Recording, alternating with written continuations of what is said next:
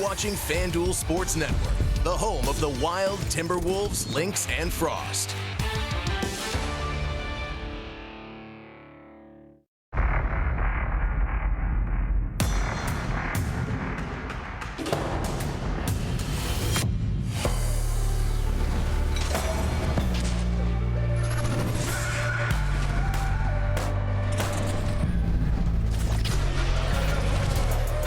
Downtown Minneapolis on a chilly fall November eve as the Minnesota Timberwolves host the Dallas Mavericks. Timberwolves basketball is presented by Treasure Island Resort and Casino. Well, we know someone's ready for the spotlight tonight.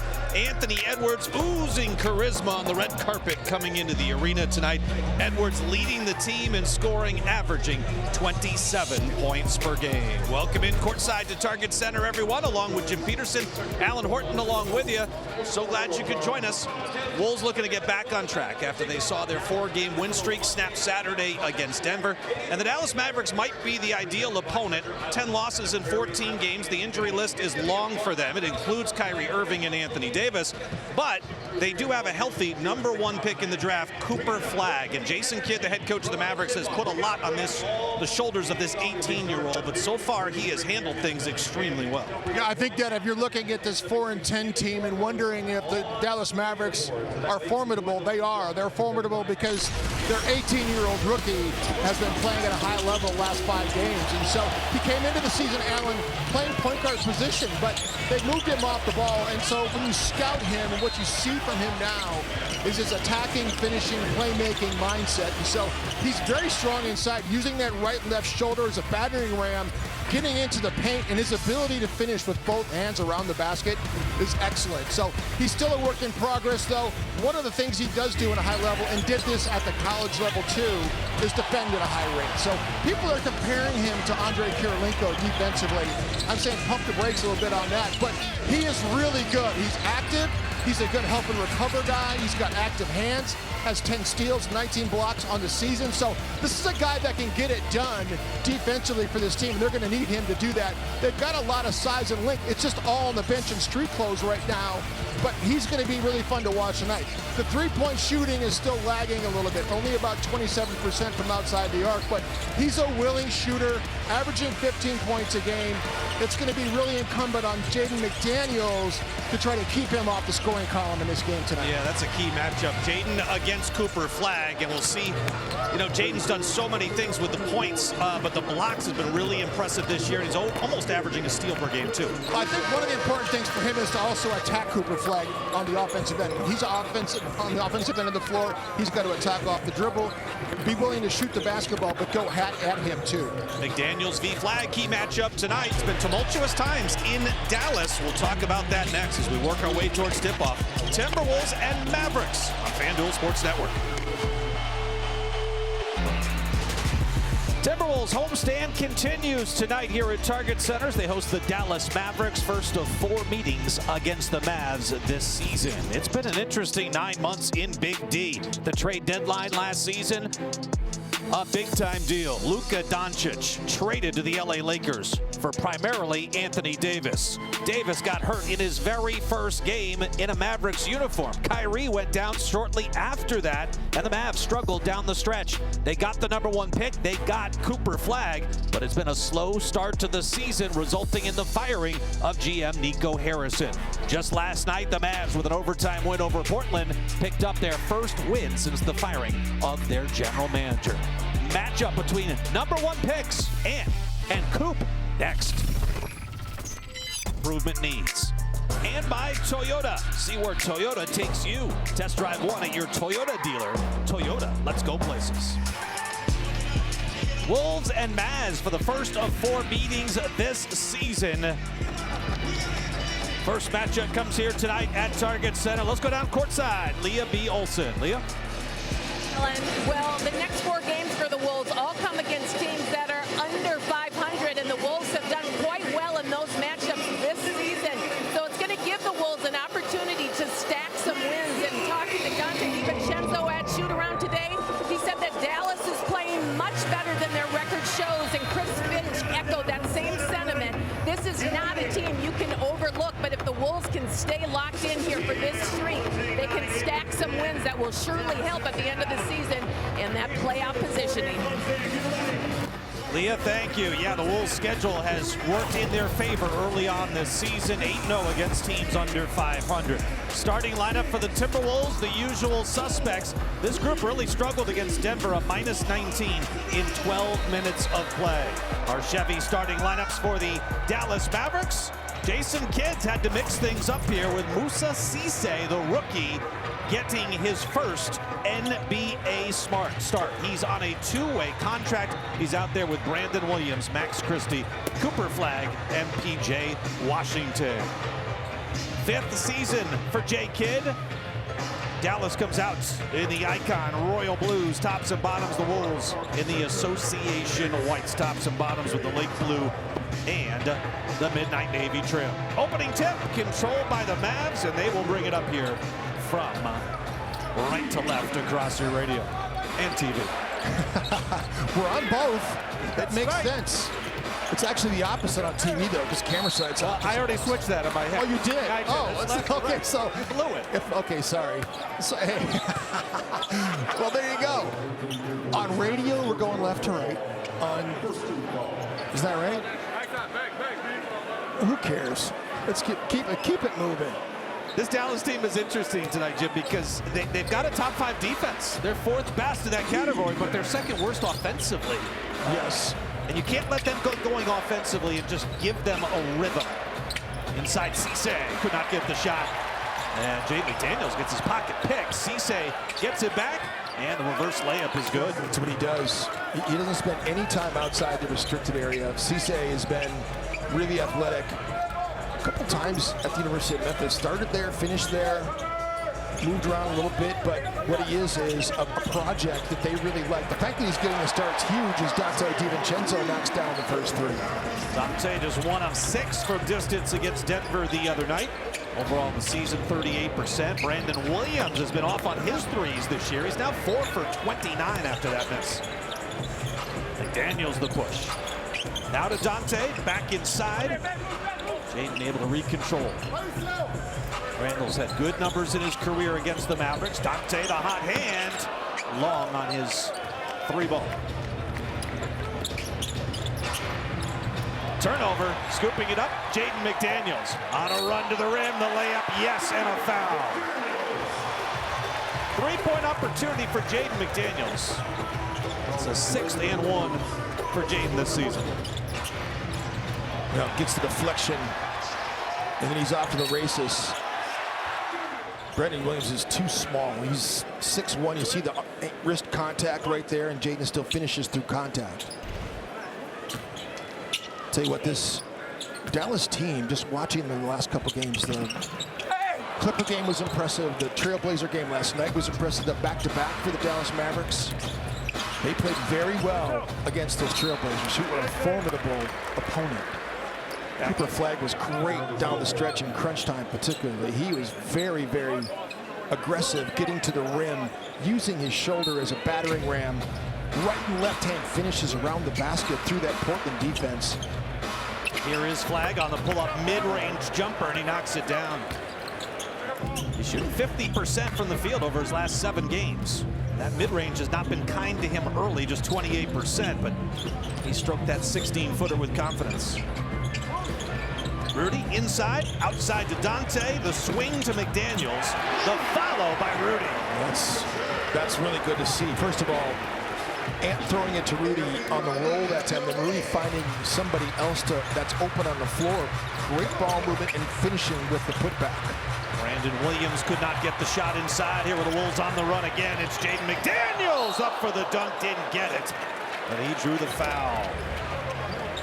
Looks like it will go against Cooper Flagg. You always like seeing McDaniels aggressive early. Tried slinging it on Cooper Flagg that time. It's hard to imagine that Cooper Flagg is 18 years old. He turns 19 December 21st. Again, this is back Ant throwing out of the screen and roll situation, and Rudy quickly, as the defense came, finding somebody open, and the putback by Rudy Gobert. Cooper Flagg is going to be 19 on December 21st.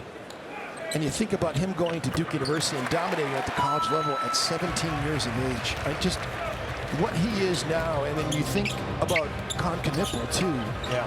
Alan, we were talking about this pregame. The job that John Shire has done getting those two guys ready for the NBA, he's done a great job with all the guys that he's coached well at Duke. PJ Washington connects on a 3 right in front of his own bench. 9-7. Timberwolves out to the early 2-point lead. Pick and roll. Rudy. Nope, but he gaps his own miss. DiVincenzo short on the 3 ball. And the rebound collected by Musa Cisse, who is from Conakry, Guinea, in Africa. At the age of 14, moved to New Jersey. Started attending high school there. Tied at 9 after PJ Washington makes it 5 straight points. No Derek Lively, no Daniel Gafford. You know, Anthony Davis is obviously hurt too, and he's going to be reevaluated in a few days. But this Dallas Maverick team has given Minnesota problems in the past because of their big role guys going to the rim with Luka Doncic passing. And able to set up Randall in the corner, or I should say the angle. A 3-ball no, and it's out of bounds. Remember all the pick and rolls that Luka Doncic would run with Daniel Gafford and Derek Lively? I certainly do. Anthony Edwards got hit in the face. He's still trying to clear the cobwebs, trying to guard Brandon Williams. A couple other guys on that injury list: Kyrie Irving, Ryan Nembhard, and Dante Exum. Also unavailable for the Mavericks here tonight. TJ Shannon, the lone player on the injury report for the Timberwolves, still dealing with that foot injury. Well, Brandon Williams knocks down a rare 3. Yes. 5th of the season. Yeah.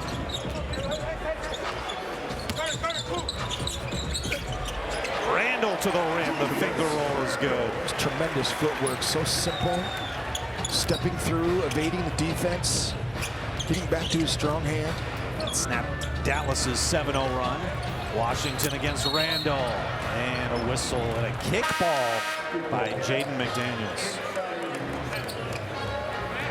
Dallas by 1. 4 gone here in the opening quarter, and a rough physical start for Anthony Edwards. Looked like when he was coming off of that pin down by Julius Randle that PJ Washington may have lifted his elbow up and hit him in the face. He's still kind of grabbing at his nose a little bit. Max Christie. Now it's Najee Marshall just into the game. The Wolves have the rebound. Daniels leads the team in scoring. He's got 4 so far. Here's Randall going to work on Christie. He'll rise off the back iron, and PJ Washington the rebound. Christie draws a whistle, venturing into the paint. Our officials tonight: Tony Brothers, Kevin Cutler, Matt Myers. Great crew. You're a fan? I'm a big fan of Tony Brothers. I feel like Tony Brothers is, you can always tell how good a referee is if they're willing to make tough calls when the home crowd is on him. So, I mean, he's just been a good referee for a long time. He seems to thrive in that situation through the years. Basketball fans, FanDuel Picks is now available in your state. Right now, new customers can play $5 and get $60 in bonus credits, win or lose. Join FanDuel Picks today, the easiest way to play. 1 out of 2 at the line for Max Christie, 13-11. Dallas out to the early lead. Edwards is yet to take a shot. He's got 2 fouls. Here comes in on that same play. Turns the corner. Draws a whistle by your guy, Tony Brothers. Yeah, gives it up and then circles through down the paint and then comes off of the Julius Randle pin down into the handoff from Rudy Gobert, and it's an action they like. They like Ant getting him from the bottom of the floor too, not just working in ball screen action at the top of the floor. Randle up, fakes the 3, drives in, got the lay-in and the foul. Julius Randle has drawn more and ones than any player in the NBA this season. That's his 16th in game number 14. Brandon Williams reaching that time, and Cisse is no match for the stronger Julius Randle. Finishes again through contact. He's done it so much, as you mentioned. Julius has just been able to finish those shots through contact. And he's capped off the free throw 14 times out of the 16 and 1 opportunities. And Cisse just picked up his second personal foul in 4 minutes. And so then you see Dwight Powell, who we've seen a lot of too in the same lob situations. Edwards with the steal, picked off the cross-court pass, and on the run. Out to DiVincenzo in the corner, tickles the twine. And that's what it's like being a lead guard, right? So he's the push man in that break situation, and instead of shooting the basketball, which he could have done, he finds the wide open DiVincenzo in the corner. It's an 8-1 Timberwolves run. Muscling up inside is Washington. Couldn't get the shot. Rudy clears the rebound. He averages 10 boards per game, ranks 12th in the league in that category. Randall up top off the Rudy screen. Picks off PJ Washington. Daniels in the corner with 8 to shoot. And Jaden was cutting baseline, but Jaden was out of bounds.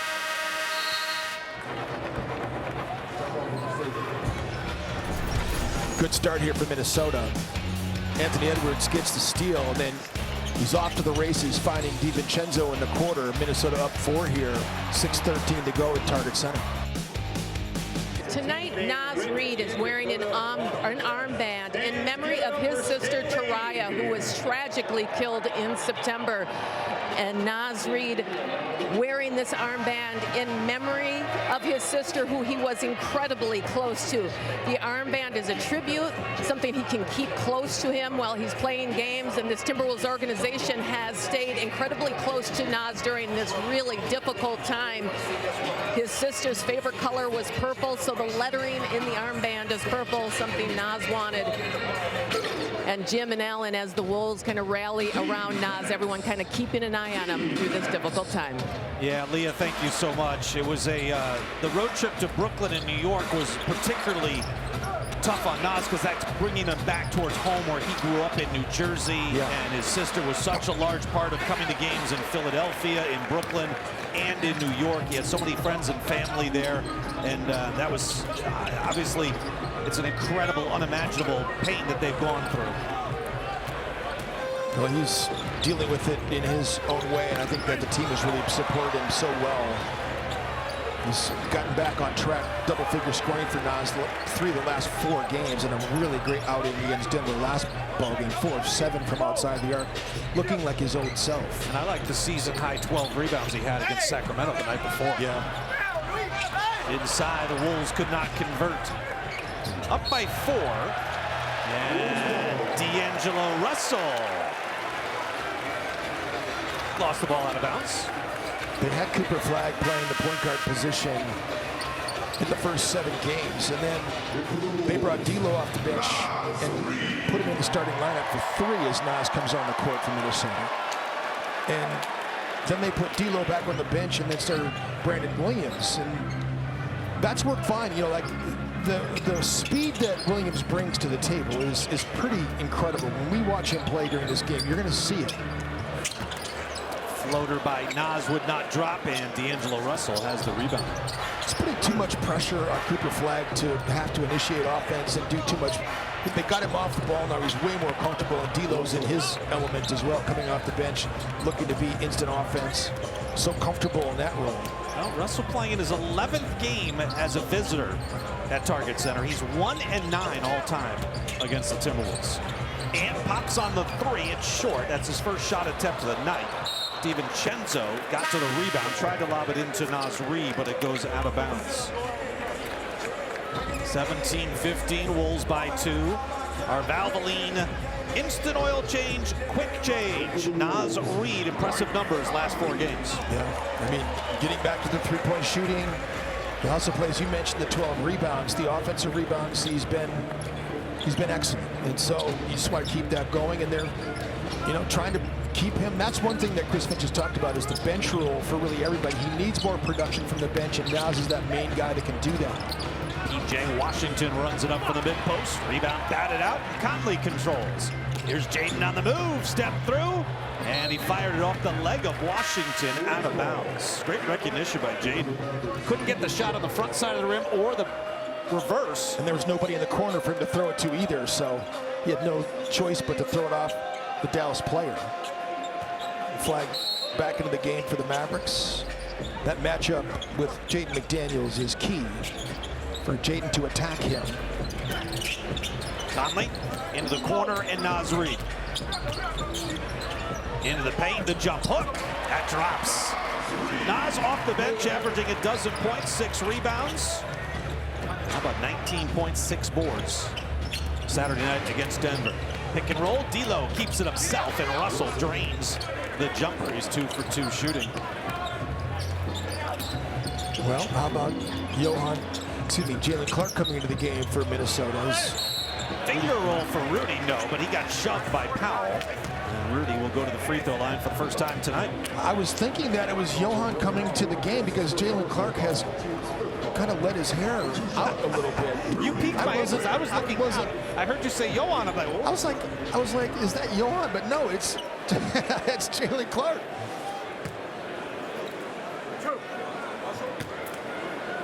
Gobert just 49% of the free throw line this season on 3 attempts per game.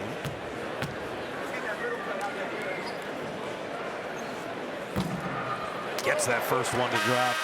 Fans don't miss Wolves Wizards. It's coming up on Wednesday. All fans score a rally towel giveaway courtesy of Treasure Island and the Prairie Island Indian community. Get your Wolves Wizards tickets at Timberwolves.com.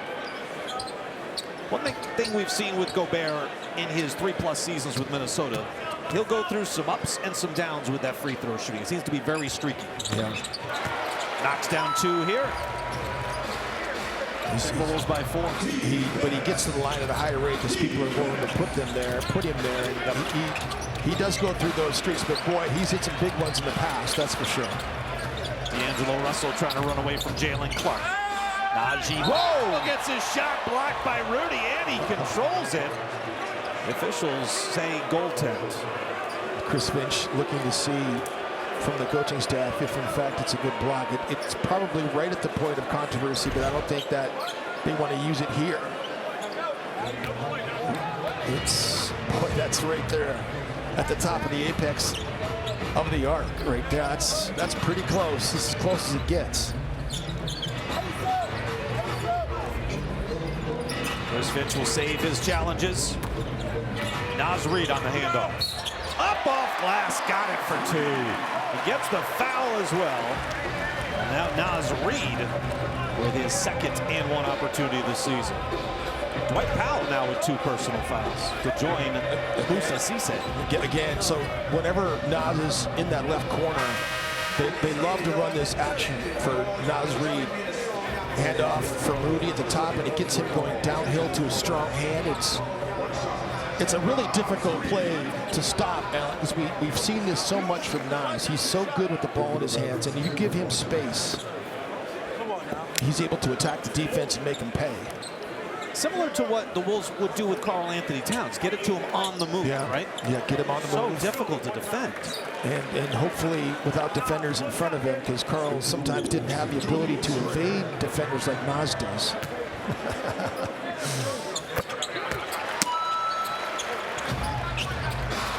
Naz Reid caps off the 3-point play. 3 to go in the opening quarter, and the Timberwolves lead by 5. It's their largest lead thus far. Cooper Flag pressured, and it will be Timberwolves basketball. Jalen Clark and Julius Randle forcing the turnover on Cooper Flag. So Naz Reid's come off the bench here, been a little instant offense. Great finish with the right hand by Naz. Wolves up by 5. Window concepts. So this is one of the plays, a staple play for Chris Finch, and so Mike Conley's going to hit Rudy Gobert at the elbow. Like you see a lot of bigs operating at the elbows, but the handoff is fake action, and Mike's going to go set a pin down on Naji Marshall here to get him to trail. So now he's trailing Naz Reid, and he comes downhill, and this is a great play by Dallas because now they switch. Naji Marshall gets into the body of the roller. Dwight Powell's going to take on Naz Reid, but Naz is going to win, and this is what makes him so special, moving to his right hand, because, I mean, that's a sweeping hook, and almost at the lane line from Naz Reid. Yep. The beautiful touch by Naz, and it's just so great to see him back in the flow of the game, and Chris Finch doing all he can to get him running in these matchups. So fun to watch. Conley pops on a 3, and he connects. Mike shooting 47% from distance this season. He's been red hot of late. Over 55% his last 10 games now. Klay Thompson, always dangerous from beyond the arc. Caleb Martin inside. Marshall baseline. Russell off the heel. And Naz Reid's got the rebound. Baseball pass up ahead, and Dante DiVincenzo could not track it down. I mean, Dante was wide open, so that pass by Naz just had way too much on it. Jalen Clark's lucky a foul wasn't called here as he tried to get the steal. Caleb Martin was receiving the pass, and Jalen went through his body to knock it out of bounds, but just out of bounds for Dallas. There's flag against Clark. Turnaround jumper? No. Cooper Flag to start this game is 1 of 2. He's got 2 points. Dante DiVincenzo leads the team. A couple of threes have given him 6 points. Conley trying to force feed it inside to Clark along the baseline. And it's a turnover. Russell then turns it back over and compounds the problem by fouling Dante DiVincenzo. Did that get Dante up in the nose? It looked like he was more in the mouth area, but you're just hoping he doesn't get hit on the nose. Still healing from that broken nose he sustained in the Charlotte game a few weeks ago. But again, the deflection here, yeah, he was down a little lower to the chin area. Not that that's any better. Right. They gave him a 2-week window where he had to wear the mask, and now that they're beyond that, he said he was looking forward to not having to put that thing on again. Any of the 3 that he had. Short on the first free throw attempt. DiVincenzo's got 1 more. One of the focuses for Minnesota after the Denver game was transition defense, and it's one of the things that is the identity of this Dallas Mavericks team. They're coming into this season at this game after 14 games, 8th in the league in pace. And in terms of fast break points, they're 4th. They score almost 19 fast break points a game. So far, so good in that category. Minnesota 7-1 advantage in transition. And they probably should have had 2 more on the errant throw by Naz Reid. D'Angelo Russell, 0 for 2 from distance. Naz Reid with another rebound. It's his 3rd off the bench. He'll pop on the 3 and hit it. Boy, you really get the sense Naz Reid has got things cooking now. And off the inbound, Jalen Clark able to force another turnover. He's become really sneaky good, very Jose Alvarado-esque on some of these inbounds along the baseline. Laying in the weeds, making you think he's just standing there doing nothing, and then he all of a sudden denies the inbound catch. Well, it just was overruled by Tony Brothers. Changed their mind. Again, so that's a deep 3 by Naz. Jalen Clark tries to come in there and get the steal. I think Caleb Martin kind of fumbled it inbounds. I'm not sure he ever had complete possession before he inbounded it. Dante DiVincenzo picks up his first. But that's the kind of thievery that Jalen Clark's all about. You know, I think one of the things when it comes to Naz Reid is that Minnesota's been on a 3-game homestand. I think he really gets a lot of energy from this Timberwolves target center crowd. Caleb Martin on the attack, got stripped. Julius Randle scoops up the loose ball. Up by a dozen. Under a minute to go first quarter. DiVincenzo to Reid inside. The lay-in good. 10 points, 3 rebounds, 4 of 5 shooting for Naz Reid to start this game. He's done all that in just 4 minutes of play. Took advantage of Cooper Flag that time.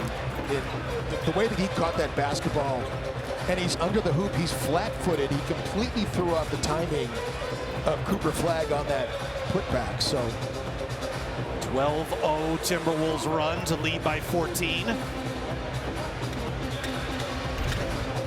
Go back and watch Naz here on the right side of the floor. Handoff with DiVincenzo and the roll. He gets into the body of Cooper Flag, and you see how he just stays flat-footed, gives him a little pump fake right there. It's good offense. Naz Reid has scored 10 of the Wolves' last 16 points. Cooper Flag, 6'9", 6'10", 205, #1 pick out of Duke. In the last 7 games, he's really heated up. 18 points, 7 rebounds, To go along with 4 assists, couple of steals, 1 block, shooting at 50%. And boy, last night against New Orleans, he did not look like a rookie on the floor with some of the really clutch possessions that he had. Yeah, he was really putting it to him. And I really was impressed with what both of these Duke rookies have done, both he and Con Knipple, to start the season. Knipple, another big game against the Milwaukee Bucks as well. So he went back home and performed at a high rate. But John Shire did a great job with these two. How did they lose any games with those guys? They have a really talented team. They lost to Houston. They lost to Houston in the Final Four. Houston was a veteran team. They had a really good basketball team themselves. Kevin Sampson does a fantastic job. The deflection by Clark. Then Conley hit ahead. Does have a chance to get the 2 for 1 here. Naz Reid to the baseline. Elbow and Randall. Against Caleb Martin. Oh, looked like he got fouled, but he did. The whistle a little bit late, but Kevin Cutler makes the call. And Julius Randle going to the strike. Randle getting to the strike 7 times a game. Even though the Wolves have not shot it well as a team from the free throw line, there are a number of guys that are shooting a career best right now at the free throw line. Dante is, Anthony Edwards is, Jaden McDaniels is, and so is Julius Randle. He missed the first one. Now a word from Twin Cities Honda. When your whole world revolves around getting to the game, your ride has to be reliable. And that means Honda. For SUVs you can count on, see your Greater Twin Cities Honda dealer. It's just such a luxury to have multiple players that can play in isolation. To have someone of the caliber at the power forward position like Julius Randle, who can stretch the floor, who can shoot from the elbows and operate from there one-on-one, and then also from the block. And even in a face-up situation that is outside the arc, he can decide to, if it's a mismatch, back that person down and operate. And the beauty for Minnesota, Alan, is that they give him space. And that's what all big-time scorers want. They want that space to operate, and they give him that respect. Julius was #1 in isolation efficiency. Drew Holiday of the Portland Trailblazers has passed him, but Julius #2. A drive here by Williams. The shot, no, but contact, and Brandon Williams will go to the free throw line for 2. The Wolves will have 4.6 seconds to go coast to coast at the end of the quarter here. Timberwolves are on a 13-0 run, and Dallas has not scored a point in nearly 3.5 minutes. Brandon Williams 76% at the stripe so far this season. You know, one of the things I was talking to Tom Crean about this morning, and we were chatting about the Mavericks and about Cooper Flagg.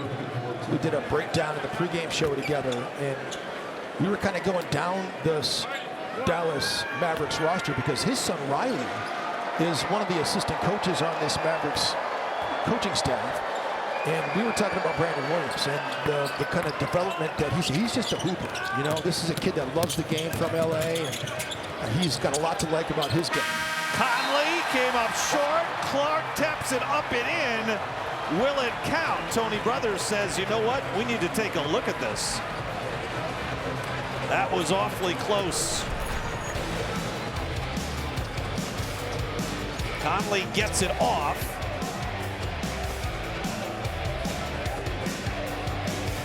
Nah, it's still in his hand. You can see the light on the backboard. I'm here with Tom Crean. Tom, give us a little insight on what you liked in that first quarter. Well, first and foremost, Naz Reid has picked up right from where he left off Saturday with that quickness and playing lower. And I think he epitomizes what they're trying to do with Minnesota tonight. They're really trying to drive through the elbows, you know, get the ball reversed, get through those elbows, and attack the paint. All right, thanks so much. Alan, back up to you. All right, Leah and Tom, thank you. What'd you like in that first quarter, Jim? Yeah, I just really enjoyed the energy in Minnesota. You know, putting pressure at Naz was fantastic. It's exactly what Minnesota needs. DiVincenzo was productive. Julius Randle did his part. And Ant didn't press at all. But so he's back in the game now. Yeah, he played the opening 7 minutes, rested for 5, and now he begins the second quarter. Conley on the attack, swings it out to McDaniels, moves it to Reid in the corner. 3 balls short. Timberwolves finished the quarter on a 13-2 run. They broke open a 2-point game, gave themselves a 13-point lead. After one, Naz Reid takes the air ball. Now Ant with it. Edwards 0 for 3 shooting, trying to change that. Off the front rim, and the rebound to Musa Cisse. Cooper flag. Williams thought about a catch and shoot. Drives on Conley. Couldn't get the shot, but he drew the foul. And Brandon Williams, who's in his 4th year out of Arizona, is going to go to the free throw line for 2.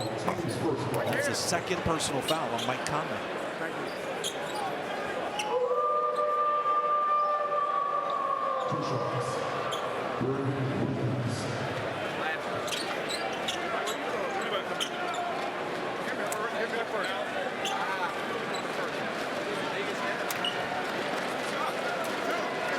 You know, talking about Brandon Williams earlier, he's 25 now. He's getting ready to turn 26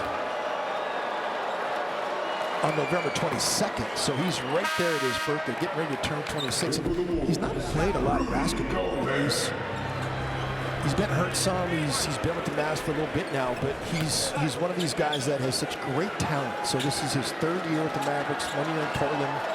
Did not play in 22-23, but you know, he's just so jet quick.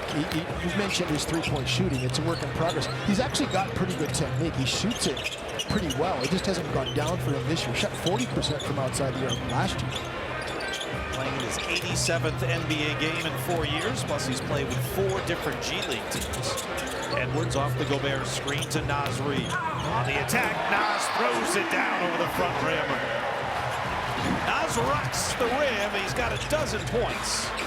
Timberwolves up by 13. DJ Washington steps through and lays it in for 2. Couldn't quite tell if Cisse got pulled down to the ground or if he slipped, but whatever the case, he was not ready for that Naz Reid dunk, that's for sure. Conley takes the handoff from Gobert. Back to Rudy. Pivots out to Naz Reid in the corner, who buries it. I just love seeing it. I love seeing Rudy on the roll. Not always trying to finish. There was all kinds of traffic in the paint around him. He just made the early easy pass out of that. 15 points in 7 minutes on the floor for Naz Reid. Jaden McDaniels the rebound. The push against Flag. Now Naz with the hot hand. And he just shuffled it back to McDaniels. And that's a couple of errant passes for Naz that should have been, assists for him. Routine. Again, so Musa Cisse was not in the picture because he was sort of crunched on his knees, and then again, Rudy Gobert with the on-time, on-target pass.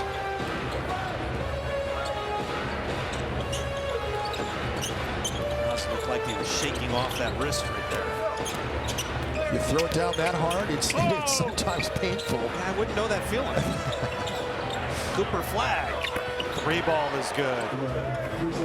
27%. He'll take 4 a game. That is the 3rd 3 of the game for Dallas. Minnesota has 5 thus far. Reid will back down Flag. Pivots up with a jump hook. He is in some kind of rhythm right now. 17 first half points for Naz Reid. You can see the body control that Naz has, the ability to play through contact and with power. DJ Washington able to create some space, kind of shoved Rudy out of the way. 41-30, a double-digit advantage for Minnesota. Early in the 2nd quarter. Daniels off the Gobert screen. Back to the big man who rocks the rim with 2 hands. You know, it's what happens when you have 2 rookies involved in a ball screen. Musa Cisse and Cooper Flag confused on the coverage that time. Flag could not hit. Gobert collects the rebound. Rob Dillingham on the floor. Picked up by Williams. Dillingham to the corner. Naz Reid with the up fake. Dillingham off front rim, no. Turnover. Here's Dillingham to McDaniels in traffic. Ball ricocheted up off the shot clock. Jaden will go to the free throw line for his 4th and 5th free throw attempts of the game. How do you get profitable plays, get 2 rookies involved? And so you can see they're confused on the coverage that time. Cisse kind of looking at Cooper saying, I thought you were going to take and switch there with me.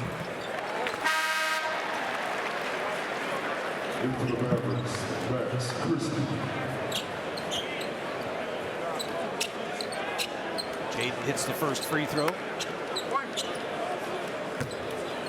Cooper Flag heads to the bench along with Klay Thompson.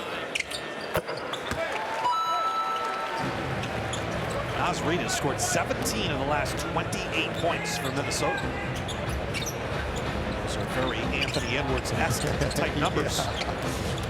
Ant has yet to score in this game.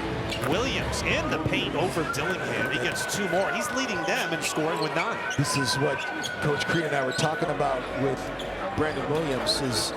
They're the same size, he and Rob Dillingham. As the ball sails out of bounds, looked like Rudy got maybe fouled a little bit on his way to the hoop, but Dillingham, is so young right now, and this is where Williams has an advantage. He's getting ready to turn 26, so those few years makes a huge difference. Rob's going to get there. You just got to keep working on your game, and you can't let what not playing consistently or scoring consistently get you down. What a play there by Jaden. McDaniels with the block from behind. The lob to Naz Reid. The finish off the window. It's all flowing right now for Minnesota, up by 15, their largest lead of the game. Jaden's in the top 20 in blocks, 1.3 per game. A miss by Williams. The Wolves want to run again. Tried to funnel it inside to Naz Reid. It just got a little deflection, and that threw the timing off, and that's the 8th turnover on the Timberwolves here in the opening half.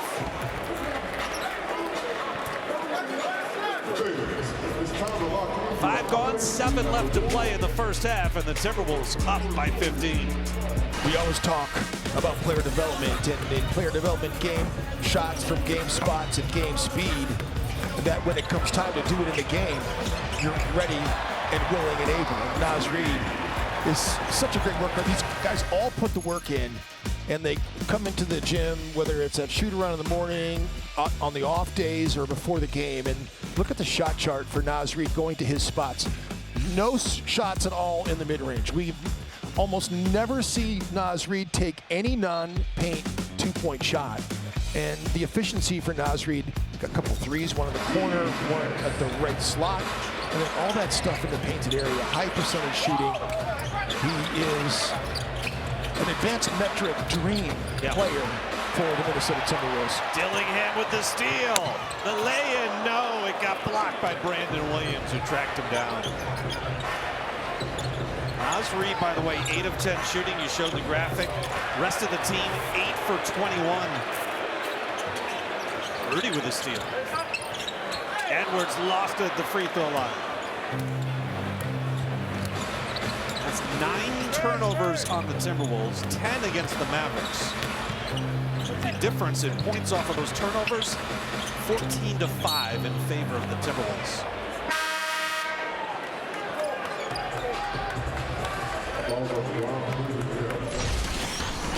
Jalen Clark coming back into the game. He's doing very Jalen Clark-like things so far here in the first half. It's almost like he's able to make people lose their minds when he's around them. But he's leading Minnesota in terms of defensive field goal percentage. Teams shoot sub 40% against him. I love looking at that number every game. 35% entering tonight. They're shooting when Jalen Clark is the primary defender. And he's number 1 for Minnesota by a long shot.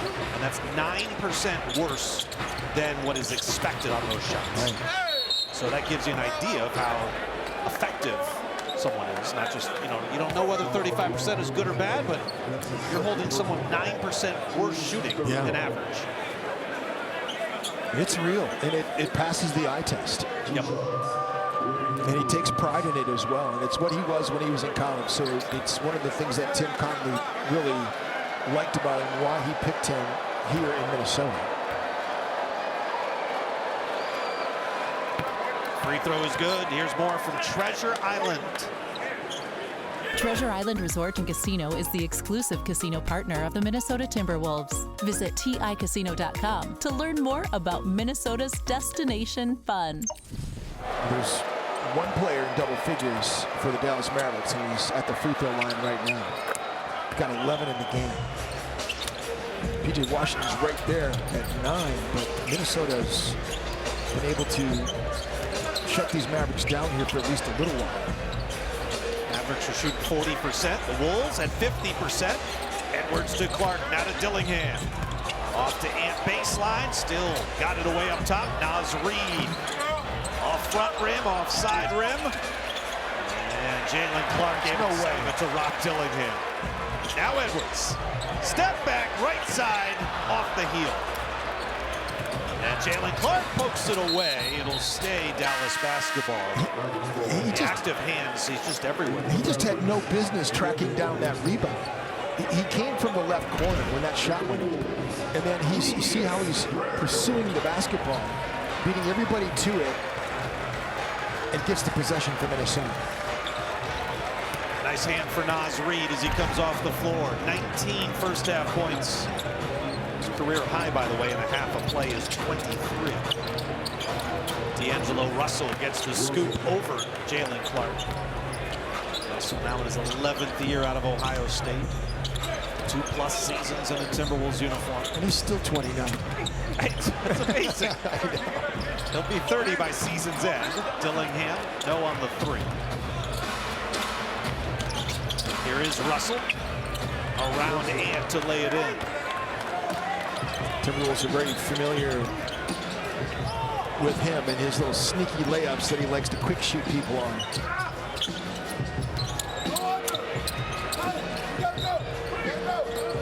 Randall on Christie. Nope. Second time, that wouldn't drop. It popped out. PJ Washington now against Clark. Gets the jump over. PJ Washington's got 11. Like all 5 of his field goals have just come in that right outside or at the restricted area. He's finding space. Dillingham finds some space at the free throw line and drains it. Got to his spot too. I mean, he really likes those free throw line jump shots. He gets space there. He's got room to operate and knock down the shot just wide open. No one even in the vicinity. Rob, last 3 games, only played 20 minutes total after 7-game stretch there where he was averaging 15, 16 minutes a night. Dillingham drops it for Randall. Dillingham will step into the 3 and miss this one long.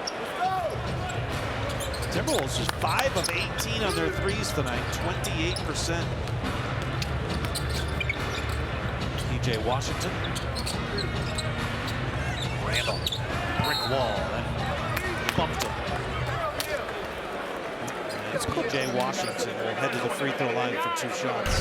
Back to that Jalen Clark. I mean, here he is right here. And look where he goes and how far he travels to track down this rebound that really somebody else should have rebounded. Christie was right there, but it's the stick-to-itiveness of this young man who's got such heart.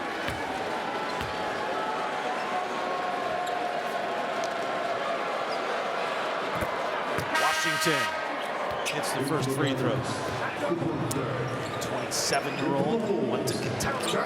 Another Louisville native, just like D'Angelo Russell. Dillingham takes a seat as DiVincenzo checks back in. Talk about the job that John Shire's done at Duke. I mean, Coach Cal at Kentucky just kept on pumping out first-round draft pick after first-round draft pick at Kentucky, getting him NBA ready, playing NBA style, demanding the work be put in at the college level, and the right things to work on too. Edwards to Gobert inside, Randall to the corner, Clark lines up the 3, couldn't get it. Loose ball foul will go against Dwight Powell. That will be his 3rd personal foul. I mean, Rudy on that possession right there shows you exactly what offensive rebounding is all about. It's all about want to.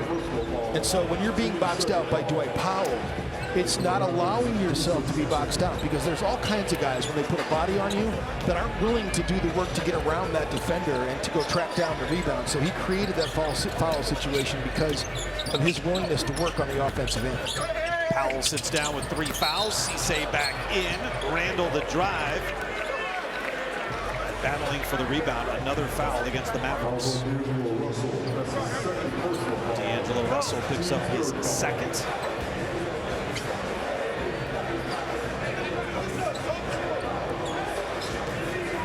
Timberwolves offense comes in ranked 4th in the NBA. They've been the 2nd best shooting team in the NBA.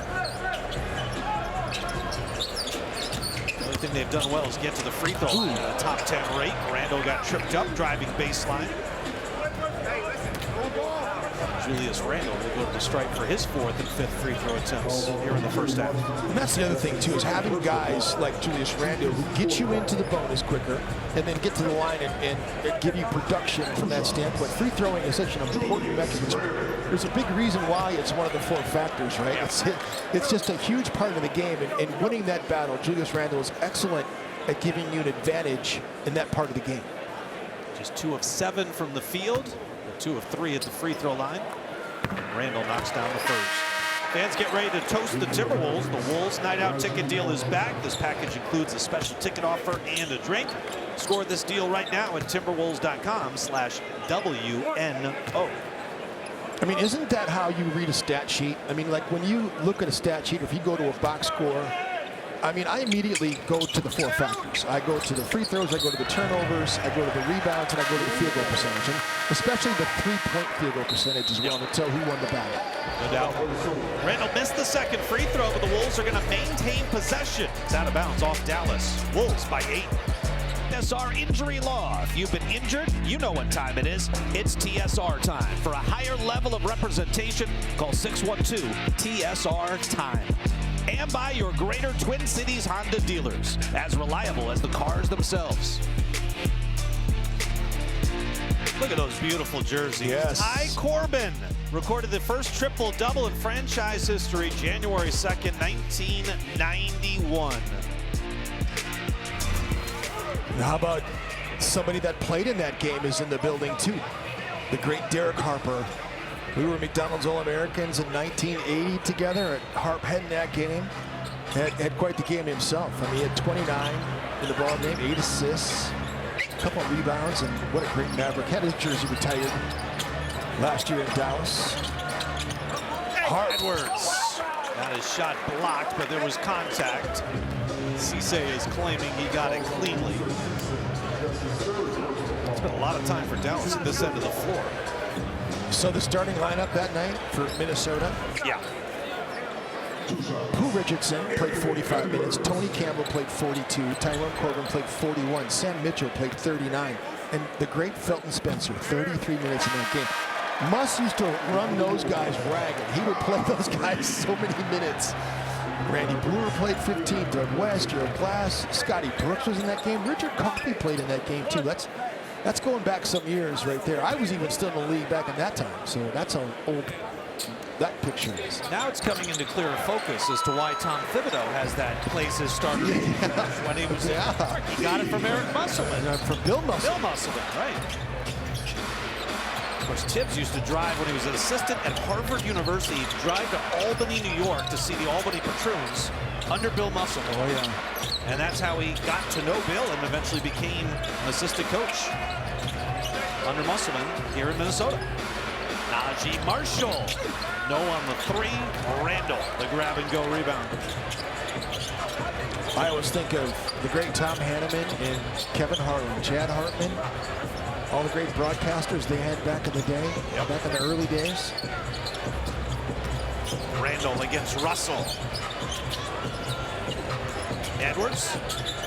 He'll run it up with a left hand and hit. There's the first field goal of the game for Anthony Edwards. He had missed his first 5 shots. Timberwolves by a dozen. Marshall, the crossover, the spin. Couldn't get the finish, but he got the foul.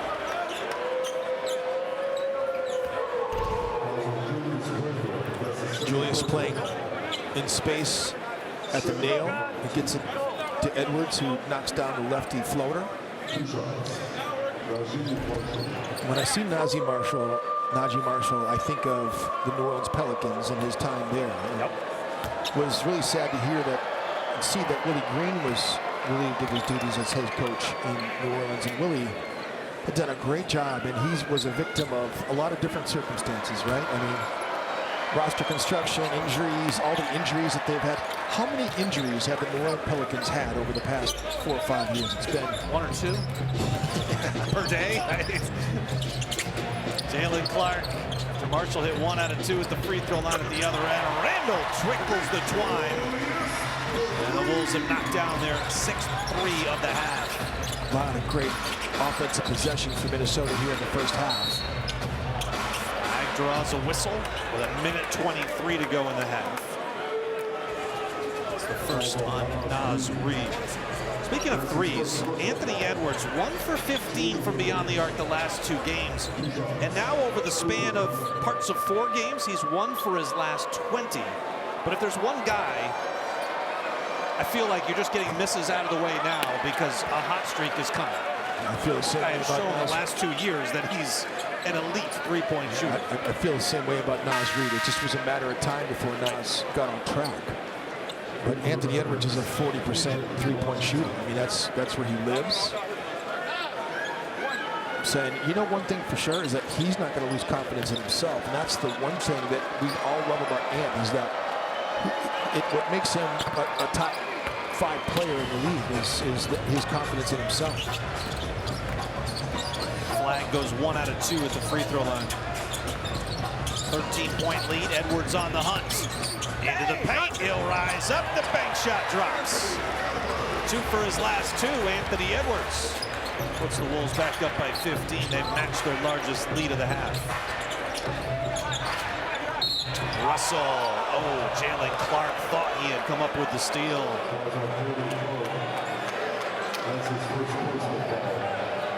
Well, it's Chris Finch is looking back, and he's saying yes. So the Timberwolves will call a timeout, and they will challenge this call. I'm not sure what Kevin Cutler saw on that one. Well, it's just so funny to watch. Everybody's looking at Jeff Newton and waiting for him to play Let's Make a Deal with Chris Finch. Right, Minnesota. Tony Brothers and the instant replay crew in Secaucus, New Jersey will take a look at this one. Our Sprite Coaches Challenge.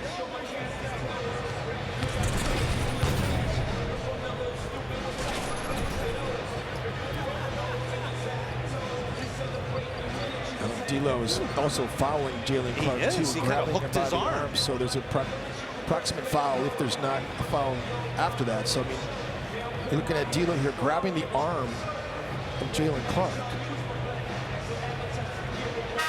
So this is why Jeff Newton is so valuable, because he's able to ascertain quickly using the iPad video of whether to challenge or not. And Chris Finch doesn't have to wait long. And you know, there haven't been too many situations where the situation that is happening is so fast that Jeff Newton can't get him an answer one way or the other before the play moves on. It did happen last game. There was that was the Denver game. There was a quick, and it was a little bit too quick. I think they would have challenged had they had a little bit more time, but the referees got the ball back and bounced quickly, and then Minnesota couldn't challenge. But that doesn't happen very often. After review, Russell grabs the arm of the defender. Therefore, the play has been changed to an offensive foul. The challenge is successful. Minnesota will get their timeout back and retain the ability to challenge for the rest of the game. So there you go. The only thing that does not get Jalen Clark is the steal. Yes. That he would have had there not been a call at all. Well, see, there's the hook. That's great camera work. Yeah. He's still grabbing it. Yeah. That's how you challenge. You immediately, if you're Chris Finch, you point back and see Hines is there with Jeff Newton with the beard, and then there's Nate Bubis, and of course Kevin Hansen as well. Those guys will switch up once in a while if it's their scout or not, as Ant knocks down a nail jumper right there. 3 for his last 3 inside the arc. Timberwolves up by 17, largest lead of the game. 45 seconds to go in the half. And has scored 8 of the last 10 for Minnesota. Russell with the 3 fouls, feeds Christie. Christie trying to turn the corner on Naz Reid. Throws up a wild off-balance shot, and the Wolves come away with a rebound and the push. Edwards for the 3, in and out, no. And Randall battling for the rebound. That ball apparently hit the baseline. It's going to be awarded to Minnesota. P.J. Washington thinks it's Dallas ball, but he's mistaken.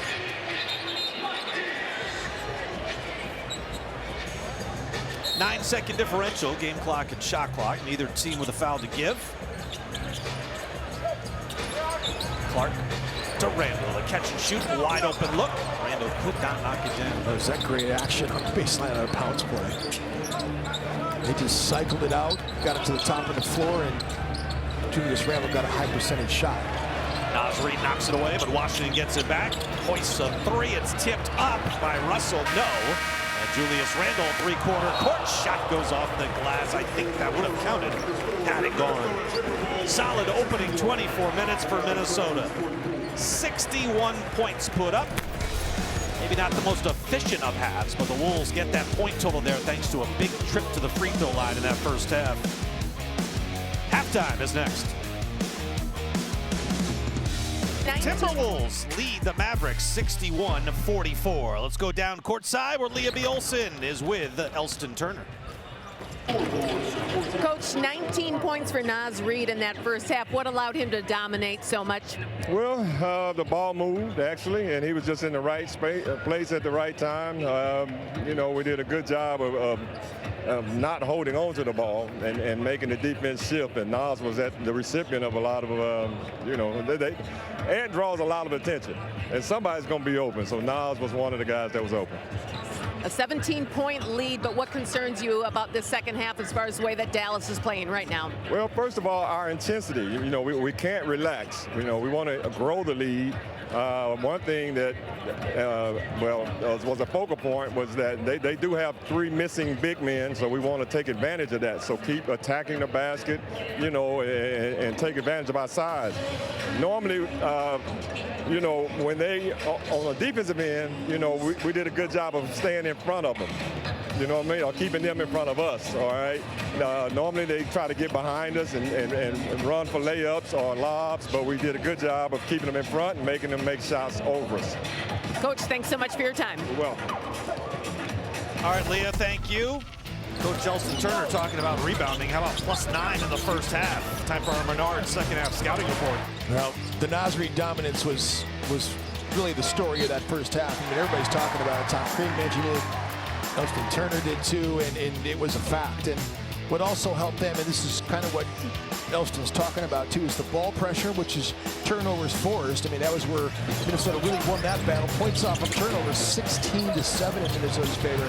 And then the ball movement. I mean, both of those things, Alan, are going to be important here in the second half. Ball pressure, ball movement, being able to keep people in front of you defensively, offensively, keep sharing the basketball. And he's exactly right.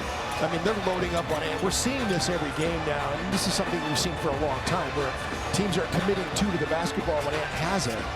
And then him getting off of it and sharing the ball quickly, making the early easy passes has been a storyline for Minnesota since he's come back from injury. 3 assists and a steal for Anthony Edwards. He'll initiate the offense here to begin the third quarter. McDaniels, his pass out to the wing, intended for Randall, picked off by P.J. Washington. Dallas had a season-low 4 assists in that first half. Their prior low was 7. They had done that a couple of times. Cisse could not save it. Treasure Island advanced stats. How about this from the Timberwolves? It's a good one. Yeah. It's, you know, your defensive numbers are always going to be worse in losses than in wins. But what stands out there is how great a larger margin there is between those two numbers. The defensive rating for the Wolves is 3rd worst in the NBA, the differential between their wins and their losses. Only Brooklyn and Washington are worse, and those 2 teams, Jim, have combined for 3 wins this season. Yeah. So what does that tell you about the way the Wolves have played defense against the good teams? There have been 5 of them, but they're really just 3 teams because Wolves have played Denver twice and the LA Lakers twice. They haven't been at their best in those games, that's for sure. They've not kept down the big-time scorers on those teams, and you know, some of it has been offense has been a part and parcel of why they've played poorly defensively. DiVincenzo up ahead, Jaden the touch pass. Randall couldn't get the finish, but a goaltend on Cooper Flag. You know, what shows up in those stats, the advanced stats like that, what they don't tell you is how poorly you're offensively, you know, executing and how those poor offensive possessions can lead to bad defense. You know, because if you're turning it over or missing shots that are, you know, igniting a fast break, you don't really see that in the numbers a lot of times defensively. Brandon Williams gets the lay-in. He's having a nice game. The other thing, too, about those is that the Wolves have played Denver twice, both on the second of a back-to-back. Yes. One of them without Ian. And Denver's got the #2 offense. The New York Knicks, who the Wolves lost to a couple of weeks ago in Madison Square Garden, they have the #3 offense in the NBA. And while the Lakers are a middle-of-the-pack offense, they were good at that time when we saw that. Exactly. They were a top 10 offense at that time. So I think the Wolves defense will be just fine. It's obviously taking a little bit of time to get to that level that we've seen in years past. We were talking in the pregame show on radio about this, I never get really too high or too low about what happens here early in the season with Chris Finch teams, because, you know, he's trying to do different stuff. Every season is different. Your personnel's different. The vibe is different. How the team is, you know, dependent upon injuries. So I just think Chris Finch has been the master problem solver, and you can see the way that he communicates to players. He demands that they execute the things that he wants to focus on. And so, you know what? I mean, the thing that he says all the time is, you are what you can repeatedly do. And so I think it's a great mantra, because he doesn't sweat the small stuff. He knows what's important. He focuses on that, and he demands they go through the process of getting better every day. DiVincenzo with the block from behind. Ball ends up out of bounds. It was stay Dallas basketball. I think that one of the great things, I mean, when I get on TikTok and I look at the Nick Saban videos and his coaching philosophies, Nick Saban is one of the great communicators of what it takes to be a winner, because of the demand he puts on the process of winning. He doesn't focus on the outcome. He focuses on the process. Flag locked it up there. Cisse somehow got his hand to it. He could not finish it. Jaden gets tripped up coming up the floor. In sports, you have to be process driven. You have to do work on the things that create winning situations every day and focus on that. And then if you are willing to put in the work and focus on the fundamentals and the process, wins come from that. Did you happen to see the Joe Mazzulla video of the kid asking him a question? Ant finally connects from deep. Yeah, it's fun. He had been 1 for his last 21 from distance. Flag looking to answer, gets the lefty layup over Rudy Gobert. Was it from recently, or? It just was just from a day or two ago. It was Kids Day in Boston, and they had kids interviewing Coach Mazzulla, and the kid was asking him how he creates fun situations for the players. As Ant, again, a masterful move from him down low. Like, how do you create fun? And Joe Mazzulla said, to be honest with you, I have a problem with that, because, you know, I don't always, you know, it's like, how do you define fun? And so it's a great question is, man, Cooper Flag knocks down the corner 3 there. It's quiet in the first half. He's up to 11 points now.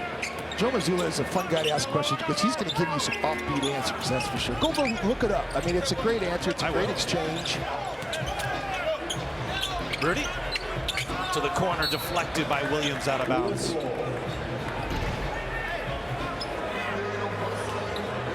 Anthony Edwards backing down. Max Christie here, using the pump fake, using the step through. Chris Hines has done such a great job with Anthony Edwards in improving all the different facets of the game. That's a post up right there. Randall long on the 3. Brandon Williams with some pace. He'll attack Dante at the rim and got the layup. Well, he didn't have a lot of teammates running up the floor with him. Sure did, but he's a one-man fast break. He's not quite De'Aaron Fox fast, but he's close. 15. Randall shot no. Gobert the follow. 22-point lead. PJ Washington short on the triple try. Cisse got it ripped away. Edwards up the center of the floor, spots Rudy, and he draws the foul. So you hear that slap from all the way up here.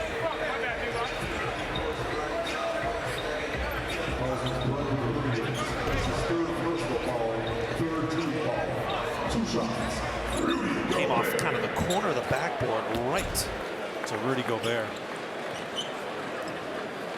8 points, 6 rebounds. No blocks so far for Rudy Gobert. He's up to 1.9 per game. Fans don't miss Wolves Wizards. It's coming up on Wednesday. All fans score a rally towel, courtesy of Treasure Island and the Prairie Island Indian community. Get your Wolves Wizards tickets at Timberwolves.com.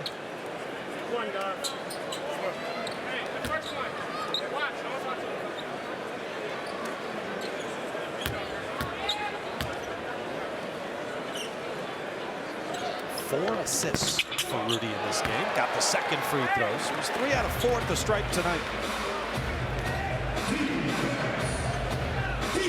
Not only does he have 4 assists, that leads the Timberwolves.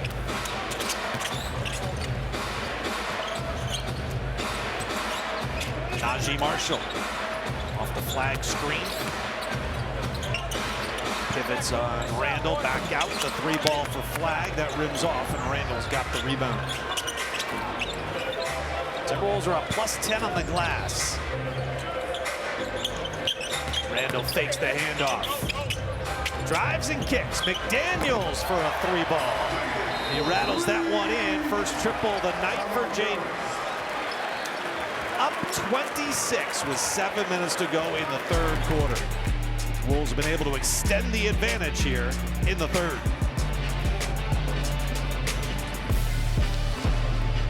Here, and Anthony Edwards is having something to say about it. So he's in a double-figure scoring. You see the screen by Rudy Gobert getting Max Christie hung up, and Anthony Edwards makes him pay it again in a post-up opportunity.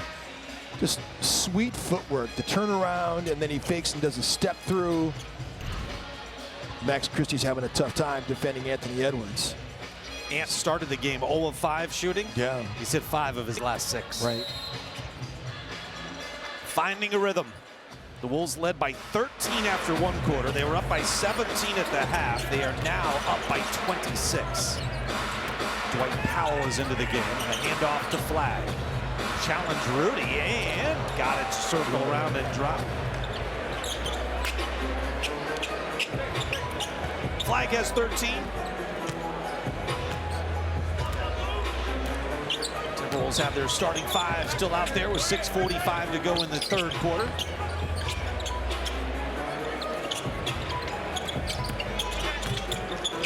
Edwards step back. 18-footer comes up short. Well, both teams are playing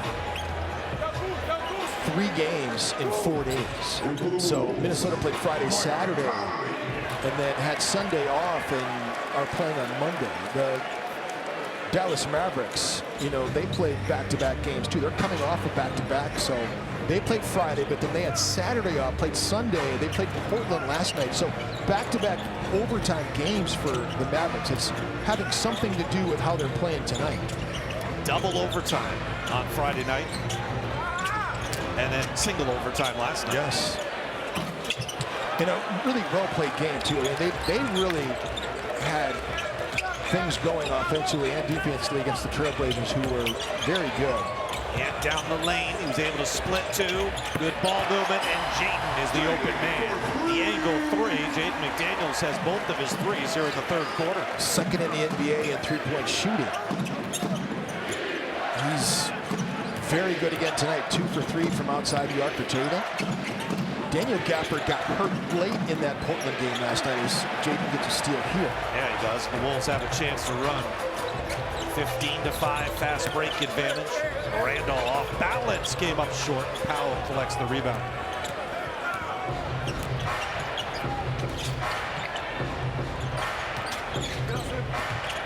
Williams. Marshall passed on an open look. He won't pass it up this time. Comes up short.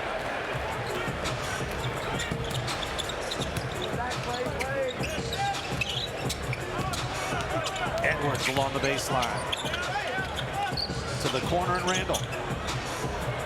Picking out the open man. Jaden's got the hot hand.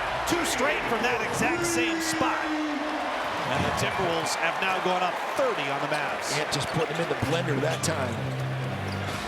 The great dribble drive that created 3 defenders on him, and he just snapped it down the baseline to Randall, who fired over to McDaniels. Klay Thompson had missed his first 3 threes. He drains this one. 85-58. On the right side of a palindrome. Rudy spin. Off glass, no. Marshall step through. Now blocked from behind by Rudy Gobert. First block of the night for Rudy. Thompson again on the three, no. Edwards the rebound. Great contest by Rudy Gobert, who leads Minnesota in contests by a large margin as he gets that offensive rebound and put back. How about the flush for Gobert off the offensive rebound? He's had a lot of good want-to in this game tonight.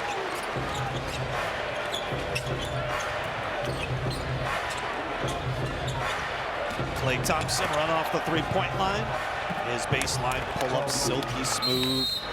Thompson now in his 13th year out of Washington State. Timeout on the floor with under 4 to go in the third, and the Timberwolves are up by 27.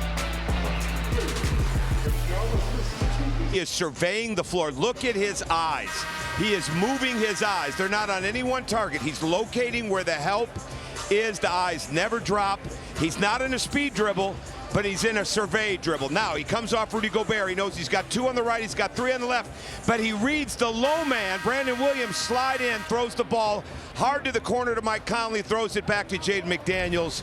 3-point shot. When I coached Anthony, I was always trying to get him to push the ball after made baskets and misses. He'd push it on turnovers, but I wanted him to push it, but I started to learn that he needs to survey the defense, and when he gets into that middle of the floor area, he's got a much better read on what's going to happen, and he's doing it at a high level right now, guys. All right, the voice of Tom Crean right there. You can join him and Marnie Gellner coming up after the game tonight. It's always one of those things you want from your guard play. You want them to stay square, not turn their back to the defense as Jalen Clark can't get it to go. You want them to keep their head up, and you want to stay squared up, especially as you're attacking. And Ant has been well schooled. Tom Crean did a great job of coaching him at Georgia. And then what Chris Hines has done here as his player development coach, and Chris Finch too for that matter. I mean, Finch, he knows so much about the offensive game. He's had some tremendous coaching in his basketball career. Ozzie Marshall gets to the rim. 87-62. Wolves up by 25 here with 3 to go in the third. Edwards up to 13 points. He'll pop on a 3. That comes up short. Klay Thompson. Averaging 10 points a game coming off the bench for Jason Kidd. Last year, his first year in Dallas. D'Angelo Russell. Against the guy he was traded for. At the elbow, Russell way long on that shot attempt. Naz Reid on Washington runs it up. No, there's Rudy cleaning things up once again. Again, it's just the want-to of Rudy Gobert in this game. That shooting stroke for Klay Thompson never gets old. No. Timberwolves an 11-0 advantage in second chance points. He has 9 rebounds in the game. 5 of them have been offensive.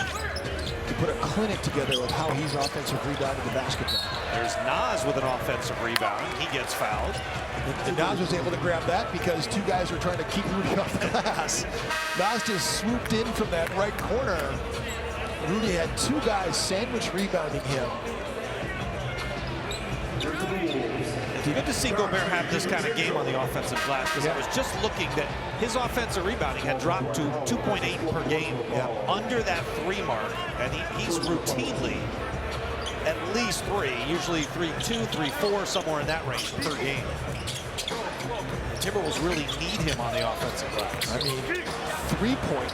I mean, it's over 3 a game for his career. He's been 3.4 for his career. It's just an amazing statistic.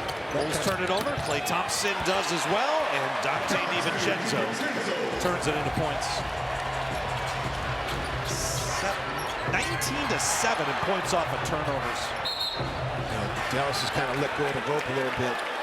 The Daniel Gafford injury last night was a big one for them because Gafford gives them such a backbone on both ends of the floor. Defensively, he is a shot blocking extraordinaire, and then around the basket, whether it's offensive rebounding or in pick and roll game, rolling to the rim.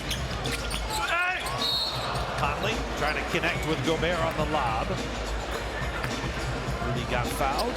And it's why I say, too, I think you cannot look past the Dallas Mavericks yet this year. Like, they're going to ruin a lot of teams' seasons when they get back healthy. When Anthony Davis gets back, when Lively and Gafford get back, when Jason Kidd and his coaching staff. That's a good coaching staff right there. You know, they made a ton of changes on that coaching staff. They did. 6 new coaches as Gobert comes up short on the first free throw attempt. Fans, FanDuel picks now available in your state. Right now, new customers can play $5 and get $60 in bonus credits. Win or lose. Join FanDuel picks today. The easiest way to play.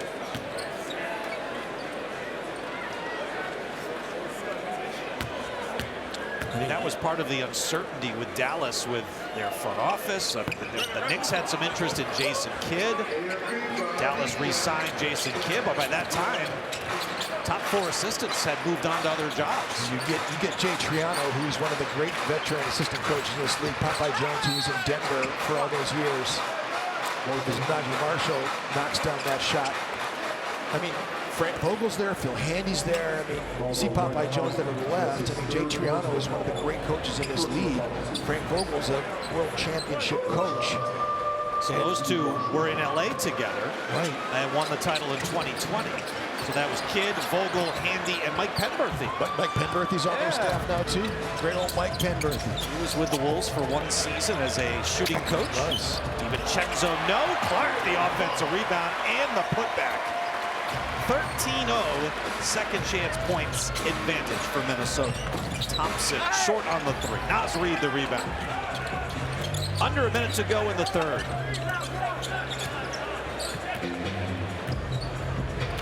Conley, DiVincenzo, and Clark with Naz Reid and Rudy Gobert.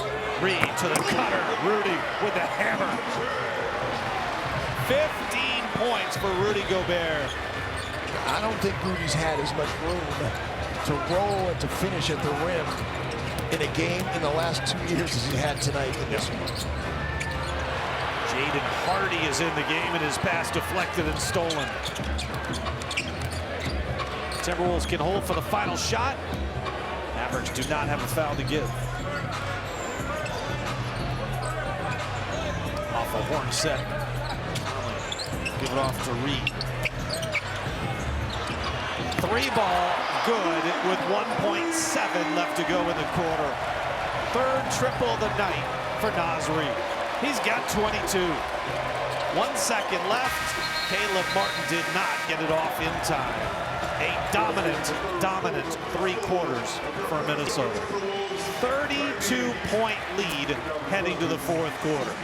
Naz Reid, 22 points, 9-13, up 13 shooting.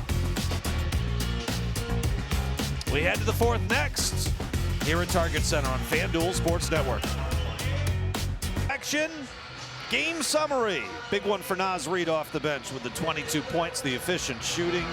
Wolves have had the significant edge in ball movement, second chance points, the differential there. Cooper Flagg has been relatively quiet. How about the hustle board tonight? Wolves dominant in all 4 categories. Quick whistle to begin the 4th quarter. Let's go back to the hustle board. You can see the Wolves have the edge up and down. 13-0 in second chance points. That's a healthy advantage. Yeah, it sure is. Cooper Flagg. He'll rise up top of the key. Short. Jaden Hardy comes away with the offensive rebound. Williams inside to Cisse to lay in good and a foul. But one thing that has stood out is the play of Brandon Williams. Not a lot else from Dallas, but Williams has been impressive. He has, and you know they need more production from their point guard position until Kyrie Irving gets back. So if he get, well, that's true. This, you know, we'll see this Dallas team 3 more times. Once in late January, then in mid-February, then in late March. This might be a different looking Mavericks team. Either they get healthy or they're at a point as Conley gets free and gets his easiest points of the night. Their low man help has been absolutely non-existent in this game. The Mavericks may look quite differently if their record continues to plummet. They will. And they might make some moves. Jalen Clark pulls down a big rebound. Took some contact for it. Randall in the corner. Air ball. Caleb Martin to Hardy. Missed the layup. What a foul. How about these numbers, Jim? The Wolves have had runs to end all three quarters tonight. 13-2 to end the first, 12-2 to end the second, and 9-2 to end the third. Does that work for you? It sure does.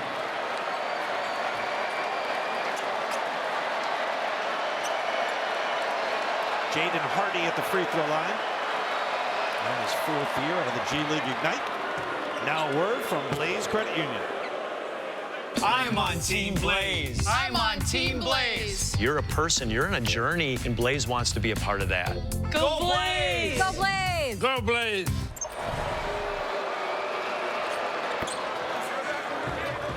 Hardy hits a pair, 100-71. Wolves up by 29 here.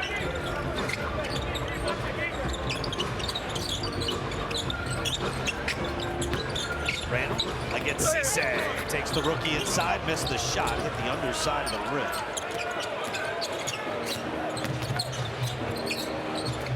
Martin's pass picked off. Mike Conley.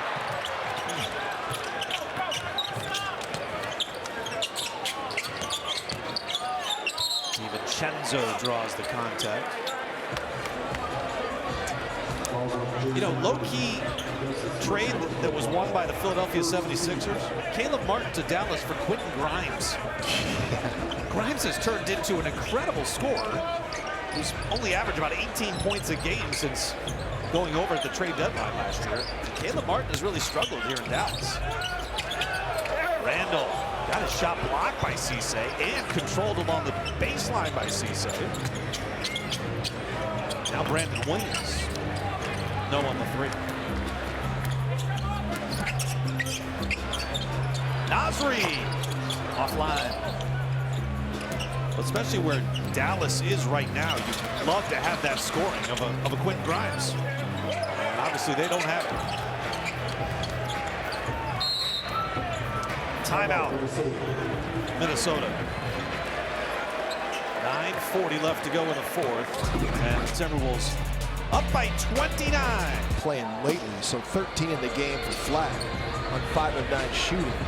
Like been nearly the impact player, but you see the percent chance that the Mavericks had of getting that #1 pick. 1.8%. You go, that's got to be one of the lowest percent chances of getting the #1 pick in the history of the draft. But you'd be wrong, because Orlando had a 1.5% chance when they got Shaquille O'Neal.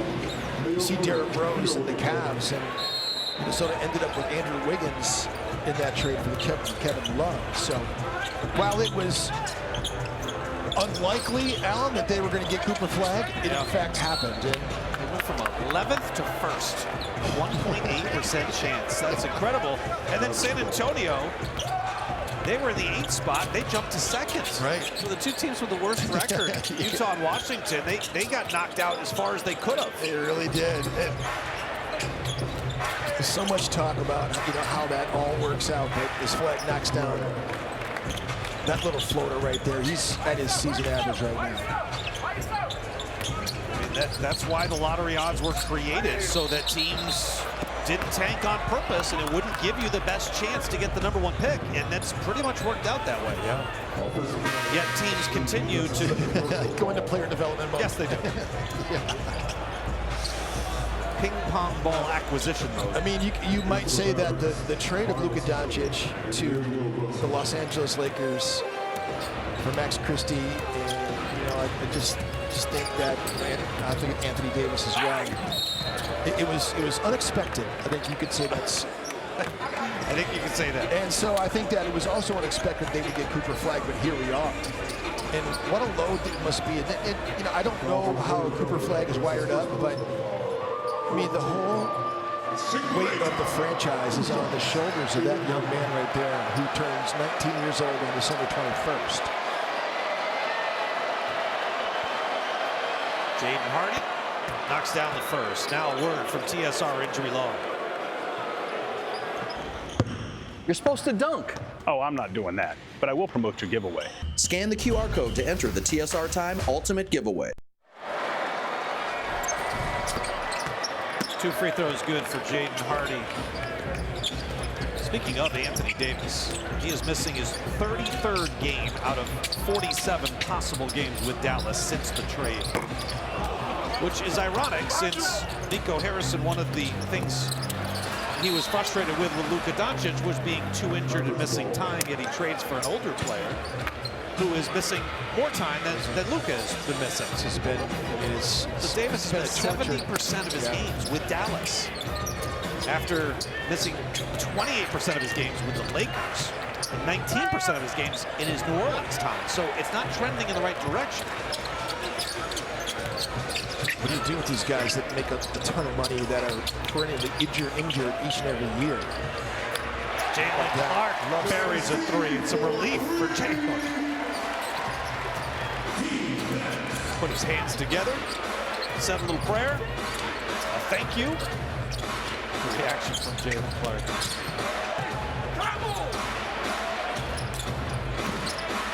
I think there's so many fans that love this time, though, where Minnesota is, you get a little breathing room where you can, do some actual player development.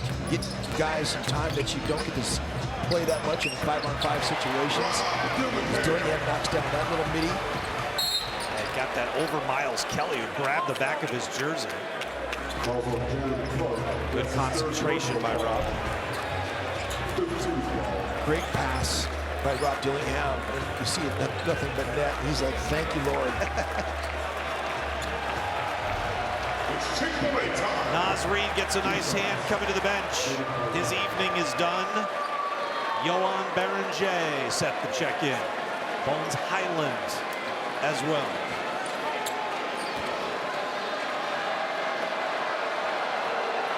Naz Reid continues his good stretch of basketball.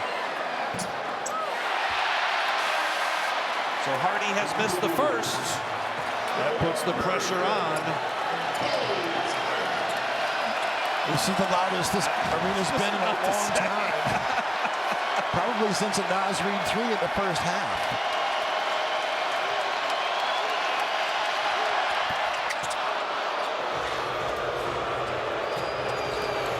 Hardy hits the second. There's still time. Dillingham. Beringer with the tip. Once, twice. Cisse with the rebound.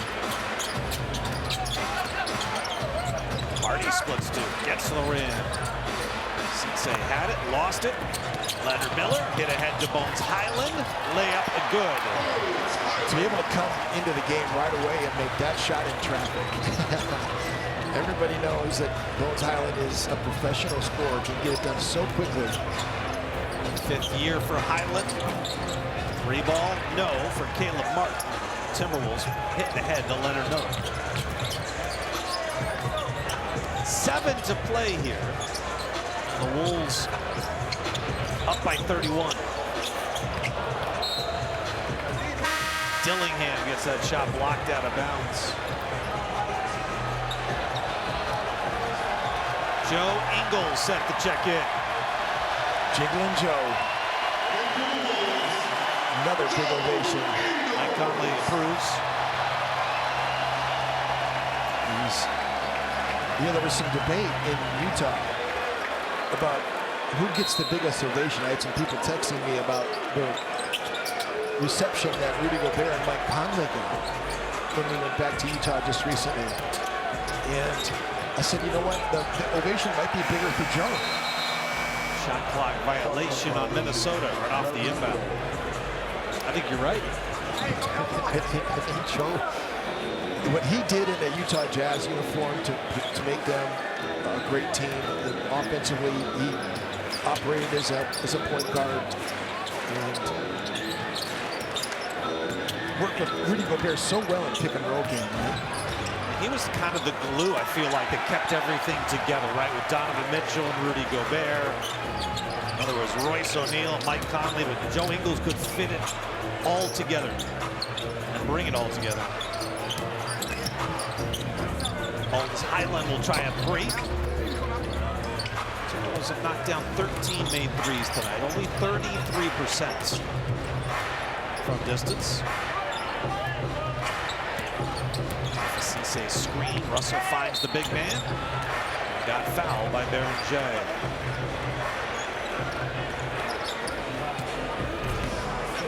Time for our home furniture play of the game. Naz Reid, the big night off the bench. 22 points, and Jim, for the second time in 3 games, he's got 12 rebounds. Yeah, good to see. I think he enjoys it. That's hard work paying off. Got a good shot here. I'm just assuming Cisse is not the best. You would be correct.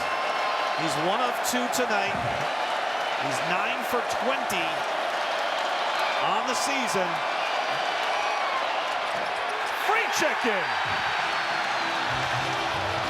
And the Wolves get a Rob Dillingham breakaway dunk off the missed free throw. And Jason Kidd has seen enough. He will call the timeout. I mean, the excitement level, you can't contain yourself, can you? It is exciting, and I'm happy for everybody to get free chicken.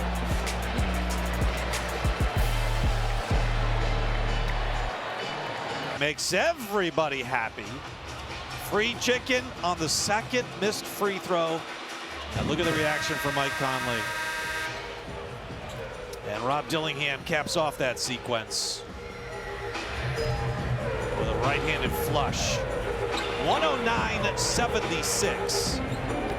A lot of good stuff in that sequence. Free chicken, celebrations. Everybody loves a Rob Dillingham dunk, that's for sure. Rob Dillingham is a very popular player here in Minnesota. Powell fumbled the return pass from Jaden Hardy. 18 turnovers now on Dallas. Baron J got held by Miles Kelly inside. So the Wolves are going to go to 9-0 against non-winning teams. And Jim, they've done so in dominant fashion, not only here tonight, but this will be 9 straight games. Yeah. The Wolves have not played a clutch time game. Yeah. And so much of the talk heading into the season was, how are the Wolves going to be better in the clutch? They played 3 games early. 3 of their first 5 were tight down the stretch, and they went 2-1. But they have done an awful nice job, especially against the lesser opponents, the sub-500 teams, of just putting them away. Yeah, it's getting a rhythm as Dallas knocks down, Hardy knocks down the corner 3. But it's just, you know, it's the way the schedule has gone. And we just played Sacramento. We talked about Sacramento's difficult schedule. They are on the opposite end of the spectrum, having all these difficult games. Ingles to Baron J. Couldn't get the finish inside. Rebound to Dallas, out of bounds. We'll see Sacramento coming up on this next road trip, as well as Phoenix. Phoenix is playing well. They've had some really good games. They've got a talented team. They're kind of an underrated team. They've played a soft schedule themselves, but nevertheless, they've got good basketball players, and Devin Booker is playing at a high level. Hardy with the 3. A whistle away from the play, which will go against Leonard Miller, so it'll be an unorthodox 4-point opportunity. As Dwight Powell will shoot the free throw.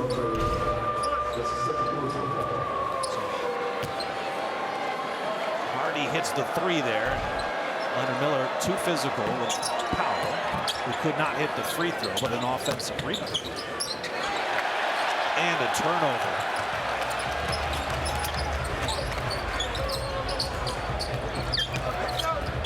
Dillingham driving layup is good. 111-82. Dillingham's got 8 points in 12 minutes off on the bench.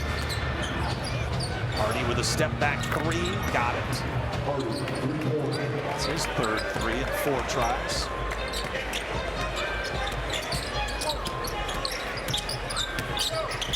The lob to Beranger, too tall. That's tough to do. Jay is nearly 7 foot. He'll leap off the floor. You're trying to hold an opponent under 100 points. It's always one of those metrics. It's a goal that you try to give your guys.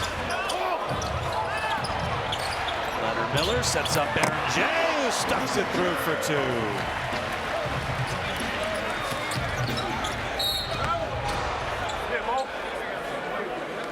Oh, a couple 3-point makes and now a 3-point play opportunity. Caleb Martin's going to go to the free throw line, so Dillingham gets the layup, kissing her off the glass. Nice dump off, shovel pass to Beranger.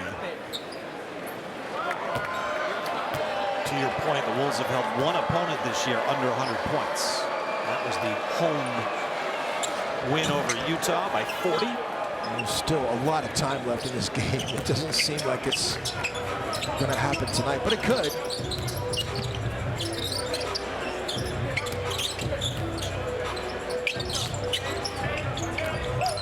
Dillingham off the Beranger screen. Steps back on the straightaway 3. It was online but short. Caleb Martin for Dallas. Draws the contact, got the finish. 3-point opportunity coming up for Caleb Martin. I just was thinking that, you know, because we put our stat sheets together every game, and you see Minnesota go up and down in the rankings in the advanced stats. And I was thinking that this was going to be one of those games that afterwards for the next game against Washington, Minnesota's going to have a chance to go up in offensive and defensive rating. And you're always kind of pulling for that when you see these games. And it's going to be good, but not as good as it could have been. Dallas has now made 6 straight shots. 113-94. Ingles, the lob to Beranger. Sweet. Just such. You're always Joe's got waiting for great touch on that pass. You're always waiting for it. Every time we get into this situation where those two are on the floor, it just is a matter of time. It's not if it's going to happen. It's a matter of when it's going to happen. Ingles. He wants Johan to come in the screen. Lob to Johan again. No, but he got fouled. It was so funny because Joe was like a pitcher shaking off the catcher. Because this last one, Leonard Miller runs into the screen and Joe's like, no, give me Johan. I want the fastball. So that's the completed one. This is the one still a foul situation, so it's a completed one in my book. Beranger gets the free throw. He's got one more coming. You know, talking and listening to some of the podcasts that Austin Reeves was a part of leading into the last Laker game. He was talking to the other smoke guys on that podcast, and they were asking him, this is Austin Reeves, who he patterned his game after, who he really watched a lot and wanted to emulate. He said, of course, Kobe Bryant, but he goes, don't compare me to Kobe. But the main guy that I looked at was Joe Ingles. I mean, that says a lot, because Joe had an impact on a lot of players back when he was prime time in peak Utah Jazz form. Played the right way. Such a high basketball. He's going to be a head coach in this league too, by the way. He wants to be a coach in the NBA. He'll pay his dues, I'm sure, and learn as an assistant, but might have a chance to lead the Australian national team as their coach at some point. I would say that's very true. Johnny Juzang to Leonard Miller. Off the heel, and Caleb Martin collects the rebound. Just over 90 seconds left to play. Martin fades. No. Cisse, offensive rebound. Put back, no, but contact. Cisse will go to the free throw line. So the Wolves have the Wizards coming into town on Wednesday. Wolves Live gets underway at 6:30. 7 o'clock tip. Friday at Phoenix. It's a big one. First meeting between the Wolves and Suns. Phoenix is 8-6 on the season. And that's a cup game. And that will be a cup game. It's in gold. That's how you can tell. Wolves live at 7. Tip at 7:30. And FanDuel will have the coverage Monday at Sacramento. Let's just play the Kings again for the 3rd time in the span of 2 weeks. And then the last cup game against OKC after that. That'll be quite the showdown. Highland cross court. Juzang. Rise up on the contested 3. There, Jay. It's called for a loose ball foul. That was just a good battle for a rebound. Even Ian wants to see a replay of that. Did he already give his jersey away? Is he sitting there in his undershirt?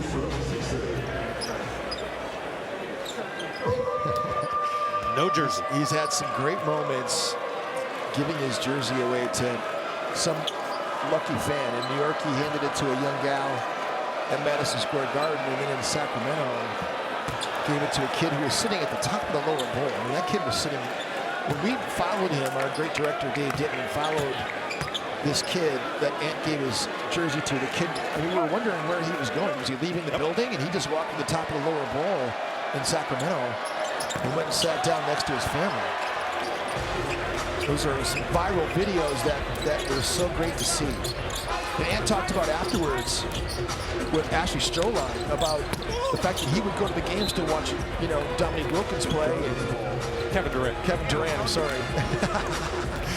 I'm sorry, yeah, Dominique was a little bit too soon. I was like, man, that would have been your childhood. But go see KD, and he goes up in the upper deck. He never was wanted the jersey, never got one. Hardy rejected by Berenger.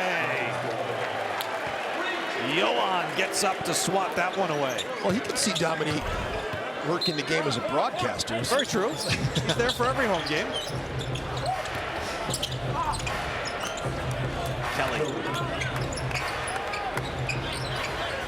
By the way, Dominique Wilkins he's also a really good mentor for Anthony Edwards as well. But there's not a nicer superstar in the NBA than Dominique Wilkins. One of the greatest people.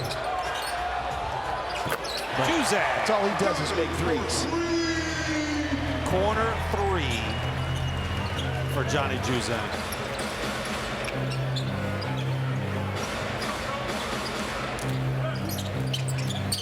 Russell stop and pop. Well, Russell's going to go to 1-10. All-time here at Target Center as a visitor. Just throw that in there at the end. What's left of the crowd comes to their feet. Shot clock is off, and Bones Highland can dribble this one out. Once again, the Wolves take care of business against a lesser opponent. 120-96 is the final score. Stay with us. Wolves Live is coming up next here on FanDuel Sports Network.